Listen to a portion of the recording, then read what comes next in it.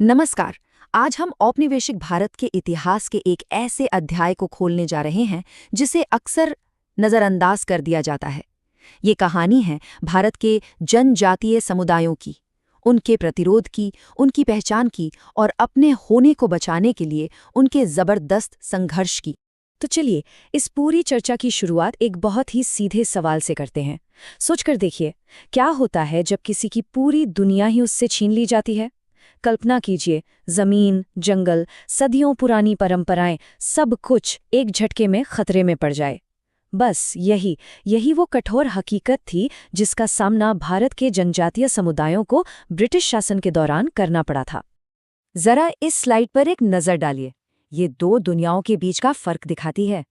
एक तरफ बाईं ओर ब्रिटिश शासन से पहले का जीवन है, जहां समुदाय अपने फैसले खुद लेते थे और जमीन और जंगल पर सबका साझा हक था। और दूसरी तरफ दाईं ओर ब्रिटिश शासन के बाद की तस्वीर है, जहां सब कुछ, मेरा मतलब है सब कुछ, बदल गया। उनकी जमीनें छीन ली गईं, उन पर नए नए टैक्स थोप दिए गए और बाहरी लोगों के आने से उनका पूरा सामाजिक ताना बाना ही उधड़ गया। ठीक है, तो चलिए अब इसमें थोड़ा और गहराई से उतरते हैं। अब हम उन ठोस वजहों को समझेंगे जिनके कारण ये जनजातीय आंदोलन भड़क उठे। देखिए, ये कोई एक विद्रोह नहीं था, बल्कि विद्रोहों की एक पूरी सदी थी। तो सबसे पहली और शायद सबसे गहरी चोट थी उनकी जमीन का छिन जाना। अंग्रेजों ने जंगलों को सीधे सीधे सरकारी संपत्ति घोषित कर दिया। अब जनजातियों के लिए ये सिर्फ जमीन का एक टुकड़ा नहीं था, ये तो उनकी पहचान थी, उनकी संस्कृति और उनके जीवन का आधार था। इसके बाद आईं शोषण करने वाली नीतियां, नई लगान व्यवस्था, जनजातीय उत्पादों पर टैक्स और इतने सख्त वन कानून कि उनकी आर्थिक कमर ही टूट गई। सोचिए, जिन जंगलों को वो अपना घर मानते थे, अब उन्हीं में घुसने पर पाबंदी लगा दी गई। और फिर एंट्री हुई बाहरी लोगों की, व्यापारी, साहूकार और सरकारी अधिकारी। आदिवासी समुदाय इन्हें दिकू कहते थे, जिसका मतलब था बाहरी या शोषक। इन लोगों ने आदिवासियों को कर्ज के एक ऐसे जाल में फंसाया जिससे निकलना लगभग नामुमकिन था, और उनका शोषण हर गुजरते दिन के साथ बढ़ता ही गया। यही वो तीन कारण थे: जमीन का छिनना, शोषण वाली नीतियां और बाहरी लोगों का दखल, जो एक विस्फोटक स्थिति पैदा कर रहे थे। तो अब जब हम विद्रोह के कारण समझ चुके हैं, तो चलिए देखते हैं कि इन विद्रोहों का तरीका क्या था। क्योंकि इन सभी विद्रोहों में कुछ आम बातें थी, कुछ कॉमन थ्रेड्स थे जो इन्हें एक दूसरे से जोड़ते हैं। यहाँ जो बातें बताई गई हैं वे बहुत अहम हैं। ये विद्रोह कोई अचानक भड़की हुई हिंसा नहीं थे, बल्कि पूरी तरह से संगठित थे। इन्हें लीड करते थे इनके करिश्माई मुखिया, जो लोगों को एकजुट करते थे।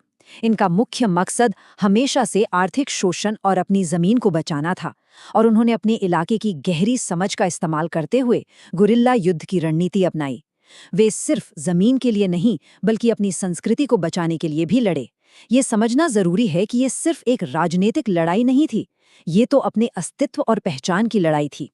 चलिए अब कुछ खास विद्रोहों पर करीब से नजर डालते हैं।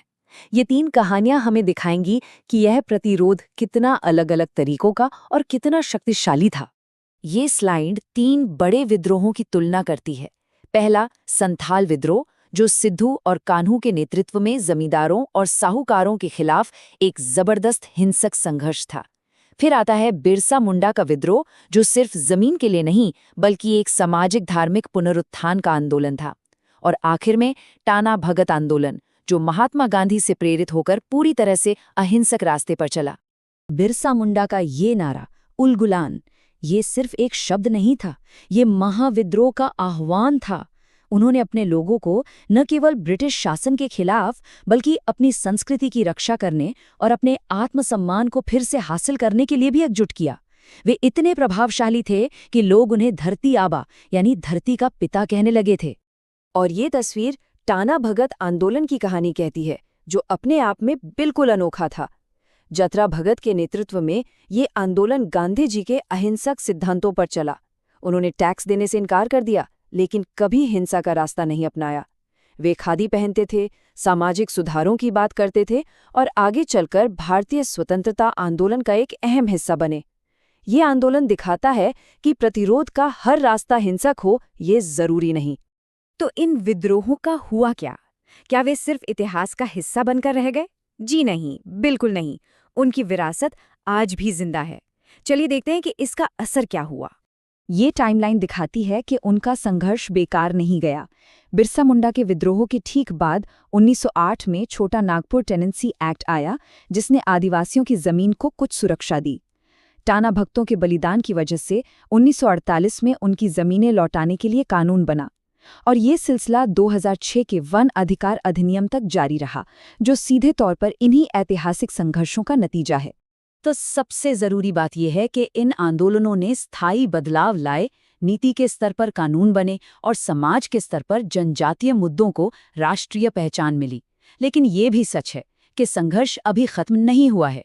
विस्थापन, भूमि से अलगाव और अधिकारों के हनन जैसी समस्याएं आज भी मौजूद हैं। इन ऐतिहासिक जीतों के बावजूद लड़ाई आज भी एक नए रूप में जारी है।